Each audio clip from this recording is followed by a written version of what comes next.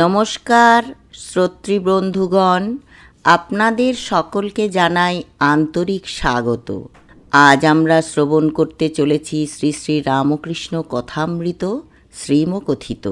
মাস্টারমশাই মহেন্দ্রনাথ গুপ্ত, যিনি শ্রীম নামে পরিচিত, তাঁর সরল অথচ গভীর ভাষায় লিপিবদ্ধ হয়েছে ঠাকুর শ্রী রামকৃষ্ণের অমৃতবাণী। এই কথামৃত কেবল শোনার বিষয় নয়, এটি অনুভবের, উপলব্ধির আর অন্তরকে শুদ্ধ করার এক অনন্য সাধনা। প্রতিটি কথায় রয়েছে ভক্তির স্পর্শ, জীবনের দিশা আর ঈশ্বর প্রাপ্তির সহজ পথ।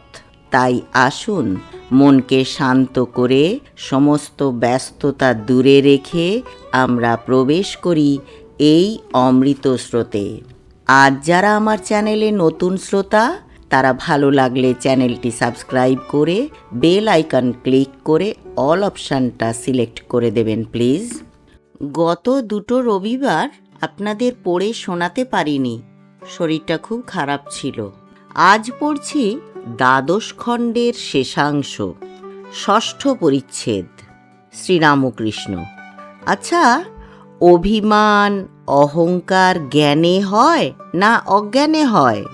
অহংকার তমগুণ, অজ্ঞান থেকে উৎপন্ন হয়। এই অহংকার আড়াল আছে বলে তাই ঈশ্বরকে দেখা যায় না। আমি মোলে ঘুচিবে জঞ্জাল। অহংকার করা বৃথা। এ শরীর, এ ঐশ্বর্য কিছুই থাকবে না। একটা মাতাল দুর্গা প্রতিমা দেখছিল। প্রতিমার সাজগোজ দেখে বলছে, মা, যতই সাজো গোজো, দিন 2-3 পরে তোমায় টেনে গঙ্গায় ফেলে দিবে।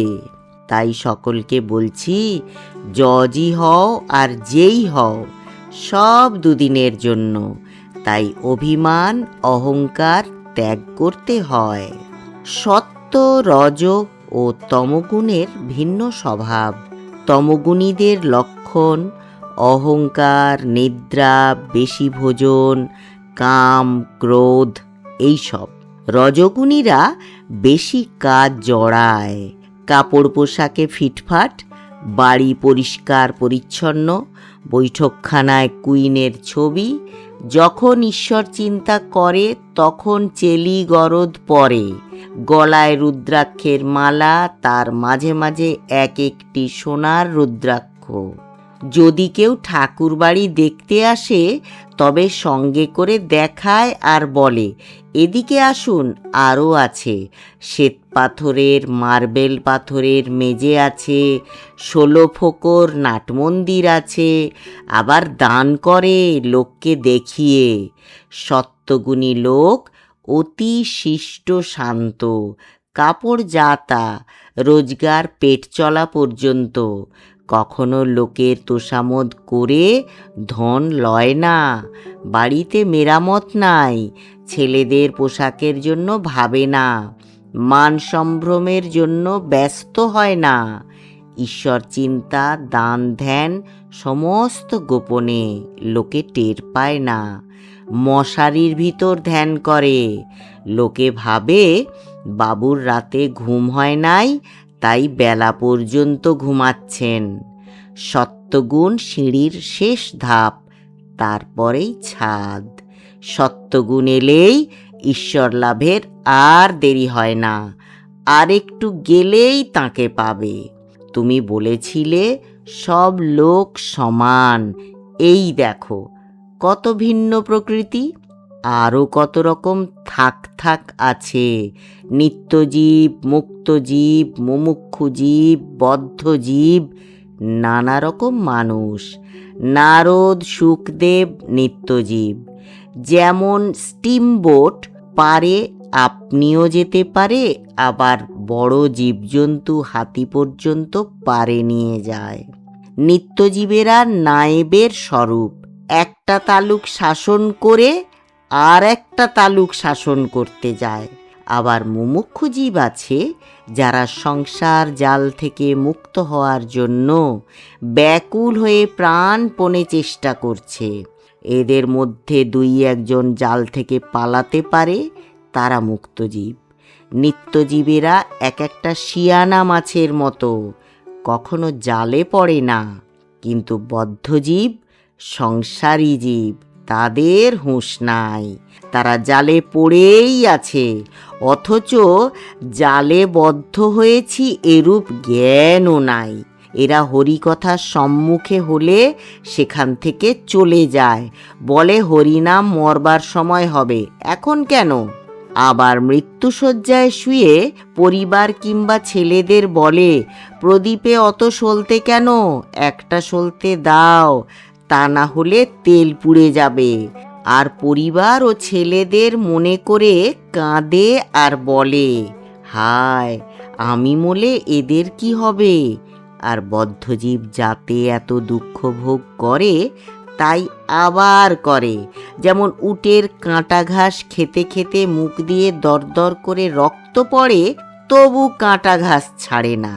এদিকে ছেলে মারা গেছে, শোকে কাতর, তবু আবার বছর বছর ছেলে হবে। মেয়ের বিয়েতে সর্বশান্ত হলো, আবার বছর বছর মেয়ে হবে। বলে, কি করব, অদৃষ্টে ছিল। যদি তীর্থ করতে যায়, নিজে ঈশ্বর চিন্তা করবার অবসর পায় না, কেবল পরিবারদের পুঁটুলি বইতে বইতে প্রাণ যায়। ঠাকুরের মন্দিরে গিয়ে ছেলেকে চরণামৃত খাওয়াতে, গড়াগড়ি দেওয়াতেই ব্যস্ত।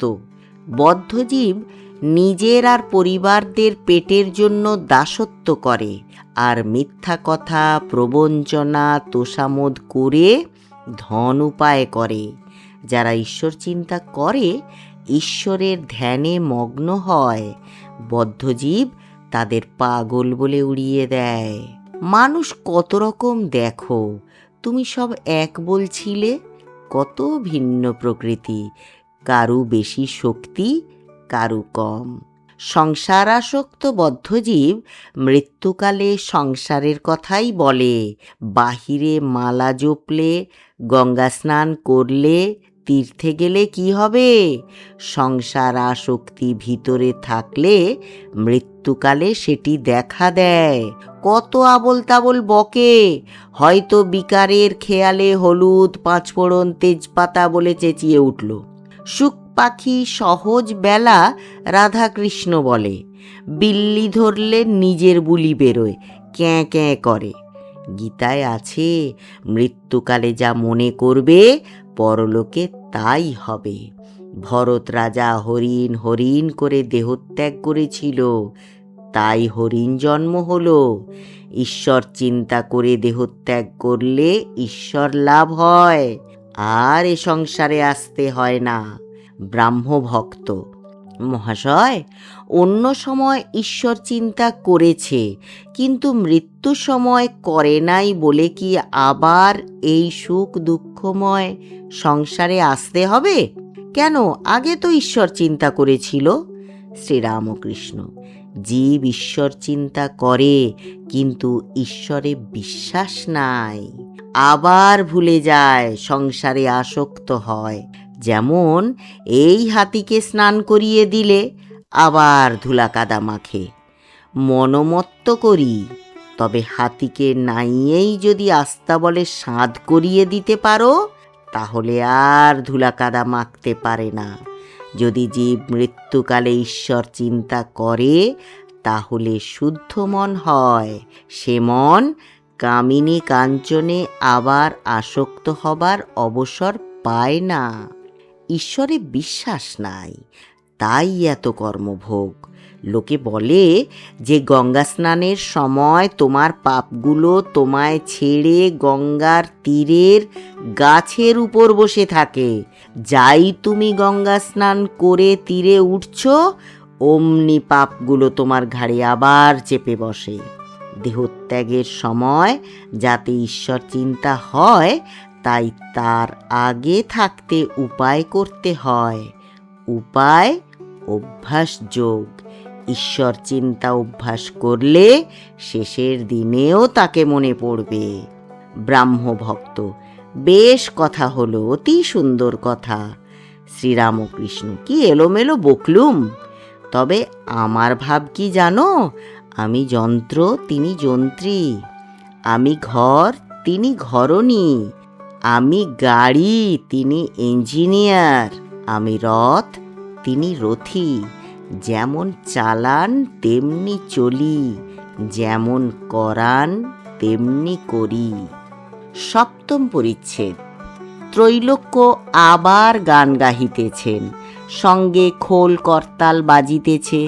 শ্রীরামকৃষ্ণ প্রেমে উন্মত্ত হইয়া নৃত্য করিতেছেন। নৃত্য করিতে করিতে কতবার সমাধিস্থ হইতেছেন। সমাধিস্থ অবস্থায় দাঁড়াইয়া আছেন। স্পন্দহীন দেহ, স্থির নেত্র, সহাস্য বদন। কোনো প্রিয় ভক্তের স্কন্ধদেশে হাত দিয়া আছেন। আবার ভাবান্তে মত্ত মাতঙ্গের ন্যায় নৃত্য। বাহ্যদশা প্রাপ্ত হইয়া গানের আখর দিতেছেন। নাচমা ভক্তবৃন্দ বেড়ে বেড়ে, আপনি নেচে নাচাও গোমা। আবার বলি হৃদি পদ্মে একবার নাচো মা, নাচো গো ব্রহ্মময়ী সেই ভুবন মোহন রূপে। সে অপূর্ব দৃশ্য। মাতৃগত প্রাণ প্রেমে মাতোয়ারা সেই স্বর্গীয় বালকের নৃত্য। ব্রাহ্মভক্তেরা তাহাকে বেষ্টন করিয়া নৃত্য করিতেছেন, যেন লোহাকে চুম্বুকে ধরিয়াছে। সকলে উন্মত্ত হইয়া ব্রহ্মনাম করিতেছেন। আবার ব্রহ্মের সেই মধুর নাম মা নাম করিতেছেন। অনেকে বালকের মতো মা মা বলিতে বলিতে কাঁদিতেছেন। কীর্তনান্তে সকলে আসন গ্রহণ করিলেন। এখনো সমাজের সন্ধ্যাকালীন উপাসনা হয় নাই।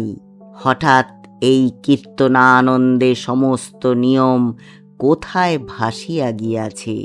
শ্রীযুক্ত বিজয়কৃষ্ণ গোস্বামী রাত্রে বেদিতে বসিবেন, এইরূপ বন্দোবস্ত হইয়াছে। এখন রাত্রি প্রায় 8টা। সকলে আসন গ্রহণ করিয়াছেন। শ্রীরামকৃষ্ণ আসীন। সম্মুখে বিজয়, বিজয়ের শাশুড়ি ঠাকুরানী ও অন্যান্য মেয়ে ভক্তেরা তাহাকে দর্শন করিবেন ও তাহার সঙ্গে কথা কহিবেন বলিয়া সংবাদ পাঠাইলে তিনি একটি ঘরের ভিতর গিয়া তাহাদের সঙ্গে দেখা করিলেন। কিয়ৎপরে ফিরিয়া আসিয়া বিজয়কে বলিতেছেন, দেখো তোমার শাশুড়ির কি ভক্তি। বলে সংসারের কথা আর বলবেন না, এক ঢেউ যাচ্ছে আর এক ঢেউ আসছে। আমি বললুম, ওগো তোমার আর তাতে কি, তোমার তো জ্ঞান হয়েছে। তোমার শাশুড়ি তাতে বললেন, আমার আবার কি জ্ঞান হয়েছে, এখনো বিদ্যা মায়া আর অবিদ্যা মায়ার পার হই নাই। শুধু অবিদ্যার পার হলে তো হবে না, বিদ্যার পার হতে হবে, তবে তো জ্ঞান হবে। আপনি তো কথা বলেন। এ কথা হইতেছে, শ্রীযুক্ত বেণীপাল আসিয়া উপস্থিত হইলেন। বেণীপাল বিজয়ের প্রতি, মহাশয় তবে গাত্রোত্থান করুন, অনেক দেরি হয়ে গেছে, উপাসনা আরম্ভ করুন। বিজয়, মহাশয় আর উপাসনা কি দরকার, আপনাদের এখানে আগে পায়েসের ব্যবস্থা, তারপর কড়ার ডাল ও অন্যান্য ব্যবস্থা। শ্রীরামকৃষ্ণ, যে যেমন ভক্ত সে সেই রূপ আয়োজন করে।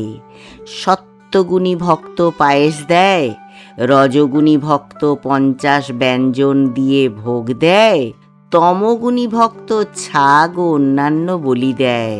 উপাসনা করিতে বেদিতে বসিবেন কিনা বিজয় ভাবিতেছেন। অষ্টম পরিচ্ছেদ। বিজয়, আপনি অনুগ্রহ করুন, তবে আমি বেদি থেকে বলবো। শ্রীরামকৃষ্ণ, অভিমান গেলেই হলো, আমি লেকচার দিচ্ছি তোমরা শুনো, এ অভিমান না থাকলেই হলো। অহংকার জ্ঞানে হয় না অজ্ঞানে হয়, যে নিরহংকার তারই জ্ঞান হয়। নিচু জায়গায় বৃষ্টির জল দাঁড়ায়, উঁচু জায়গা থেকে গড়িয়ে যায়। যতক্ষণ অহংকার থাকে ততক্ষণ জ্ঞান হয় না, আবার মুক্তিও হয় না।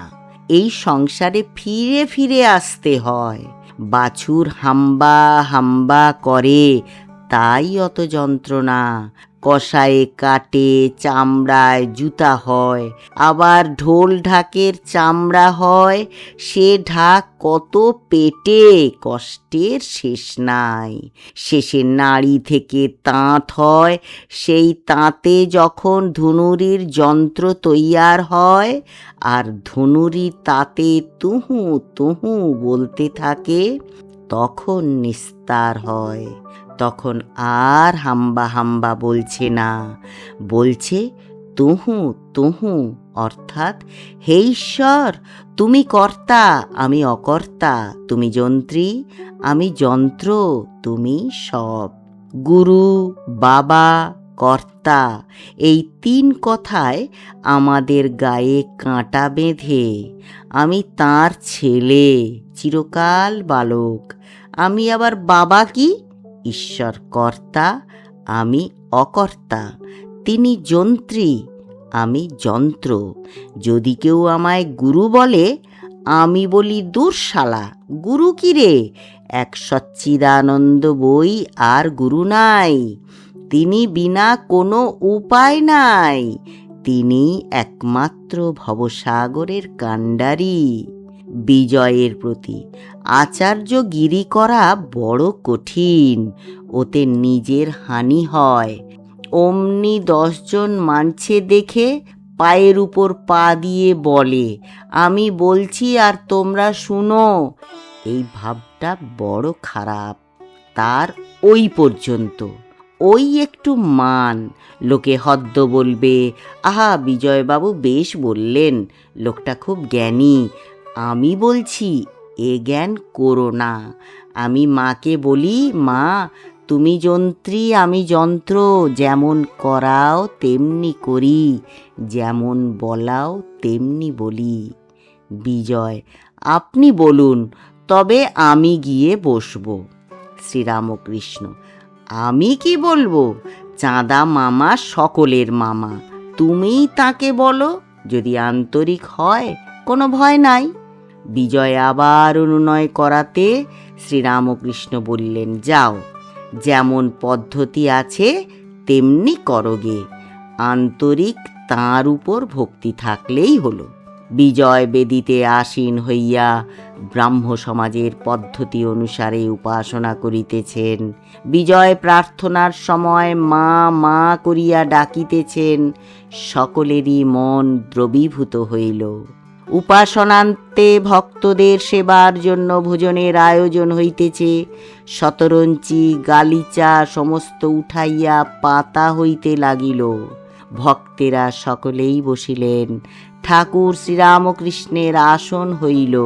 তিনি বসিয়া শ্রীযুক্ত বেণীপাল প্রদত্ত উপাদেয় লুচি, কচুরি, পাঁপড়, নানাবিধ মিষ্টান্ন, দধি, ক্ষীর ইত্যাদি সমস্ত ভগবানকে নিবেদন করিয়া আনন্দে প্রসাদ লইলেন। নবম পরিচ্ছেদ। আহারান্তে সকলে পান খাইতে খাইতে বাড়ি প্রত্যাগমনের উদ্যোগ করিতেছেন। যাইবার পূর্বে ঠাকুর শ্রীরামকৃষ্ণ বিজয়ের সহিত একান্তে বসিয়া কথা কহিতেছেন। সেখানে মাস্টার আছেন। শ্রীরামকৃষ্ণ, তুমি তাকে মামা বলে প্রার্থনা করছিলে, এ খুব ভালো। কথায় বলে, মায়ের টান বাপের চেয়ে বেশি। মায়ের উপর জোর চলে, বাপের উপর চলে না। ত্রৈলোক্যের মায়ের জমিদারি থেকে গাড়ি গাড়ি ধন আসছিল, সঙ্গে কত লাল পাগড়িওয়ালা লাঠি হাতে দারোয়ান। ত্রৈলোক্য রাস্তায় লোকজন নিয়ে দাঁড়িয়েছিল, জোর করে সব ধন কেড়ে নিলে। মায়ের ধনের উপর খুব জোর চলে। বলে নাকি ছেলের নামে তেমন নালিশ চলে না। বিজয়, ব্রহ্ম যদি মা, তাহলে তিনি সাকার না নিরাকার? শ্রীরামকৃষ্ণ, যিনি ব্রহ্ম তিনি কালী, মা আদ্যাশক্তি। যখন নিষ্ক্রিয় তাকে ব্রহ্ম বলে কই। যখন সৃষ্টি, স্থিতি, প্রলয় এইসব কাজ করেন, তখন শক্তি বলে কই। স্থির জল ব্রহ্মের উপমা, জল হেলছে দুলছে শক্তি বা কালীর উপমা। কালী কিনা যিনি মহাকালের সহিত রমণ করেন। কালী সাকার, আকার নিরাকারা। তোমাদের যদি নিরাকার বলে বিশ্বাস, কালীকে সেই রূপ চিন্তা করবে। একটা দৃঢ় করে তাঁর চিন্তা করলে তিনি জানিয়ে দেবেন তিনি কেমন। শ্যামপুকুরে পৌঁছিলে তেলিপাড়াও জানতে পারবে যে তিনি শুধু আছেন তা নয়, তিনি তোমার কাছে এসে কথা কবেন। আমি যেমন তোমার সঙ্গে কথা করছি, বিশ্বাস করো সব হয়ে যাবে। আরেকটি কথা, তোমার নিরাকার বলে যদি বিশ্বাস, তাই বিশ্বাস দৃঢ় করে করো, কিন্তু মতুয়ার বুদ্ধি করো না। তাঁর সম্বন্ধে এমন কথা জোর করে বলো না যে তিনি এই হতে পারেন আর এই হতে পারেন না। বলো, আমার বিশ্বাস তিনি নিরাকার, আর কত কি হতে পারেন তিনি জানেন, আমি জানি না, বুঝতে পারি না। মানুষের এক ছটাক বুদ্ধিতে ঈশ্বরের স্বরূপ কি বুঝা যায়? 1 সের ঘটিতে কি 4 সের দুধ ধরে? তিনি যদি কৃপা করে কখনো দর্শন দেন আর বুঝিয়ে দেন, তবে বুঝা যায়, নচেত নয়। যিনি ব্রহ্ম তিনি শক্তি, তিনি মা। প্রসাদ বলে মাতৃভাবে আমি তত্ত্ব করি যাঁরে, সেটা চাতরে কি ভাঙব হাঁড়ি, বোঝো না রে মন ঠারে ঠোরে। আমি তত্ত্ব করি যাঁরে, অর্থাৎ আমি সেই ব্রহ্মের তত্ত্ব করছি, তাঁরেই মা বলে ডাকছি। আবার রামপ্রসাদ ওই কথাই বলছে, আমি কালী ব্রহ্ম জেনে মর্ম, ধর্ম সব ছেড়েছি। অধর্ম কিনা অসৎকর্ম, ধর্ম কিনা বৈধি কর্ম, এতে দান করতে হবে, এতে ব্রাহ্মণ ভোজন করাতে হবে, এইসব ধর্ম। বিজয়, ধর্মাধর্ম ত্যাগ করলে কি বাকি থাকে?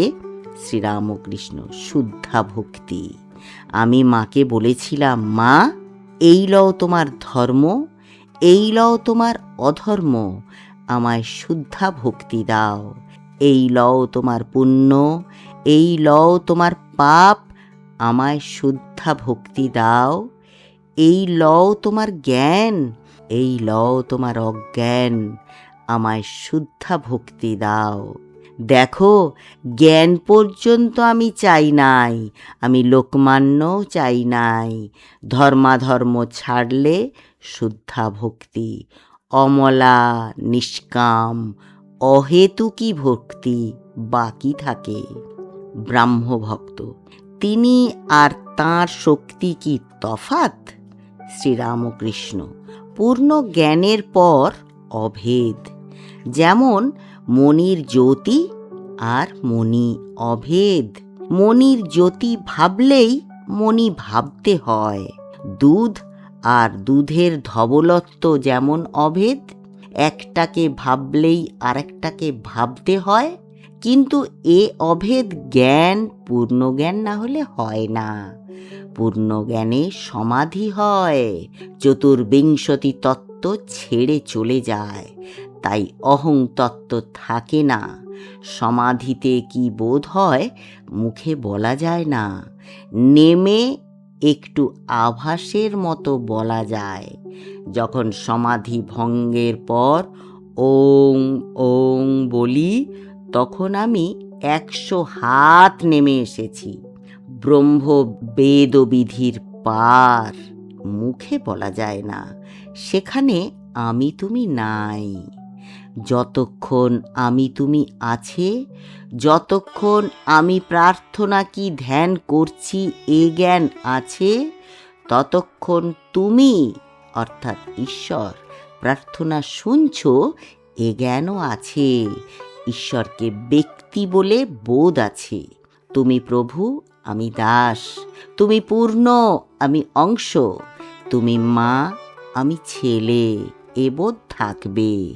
এই ভেদবোধ, আমি একটি, তুমি একটি, এ ভেদবোধ তিনিই করাচ্ছেন। তাই পুরুষ মেয়ে, আলো অন্ধকার, এইসব বোধ হচ্ছে। যতক্ষণ এই ভেদবোধ, ততক্ষণ শক্তি মানতে হবে। তিনিই আমাদের ভিতর আমি রেখে দিয়েছেন। হাজার বিচার করো, আমি আর যায় না। আর তিনি ব্যক্তি হয়ে দেখা দেন। তাই যতক্ষণ আমি আছে, ভেদ বুদ্ধি আছে। ব্রহ্ম নির্গুণ বলবার জো নাই। ততক্ষণ সগুণ ব্রহ্ম মানতে হবে। এই সগুণ ব্রহ্মকে বেদ, পুরাণ, তন্ত্রে কালী বা আদ্যাশক্তি বলে গেছে। বিজয়, এই আদ্যাশক্তি দর্শন আর ওই ব্রহ্মজ্ঞান কি উপায়ে হতে পারে? শ্রীরামকৃষ্ণ, ব্যাকুল হৃদয়ে তাঁকে প্রার্থনা করো আর কাঁদো। এই রূপে চিত্ত শুদ্ধি হয়ে যাবে। নির্মল জলে সূর্যের প্রতিবিম্ব দেখতে পাবে। ভক্তের আমিরূপ আরশিতে সেই সগুণ ব্রহ্ম আদ্যাশক্তি দর্শন করবে। কিন্তু আরশি খুব মোছা চাই। ময়লা থাকলে ঠিক প্রতিবিম্ব পড়বে না।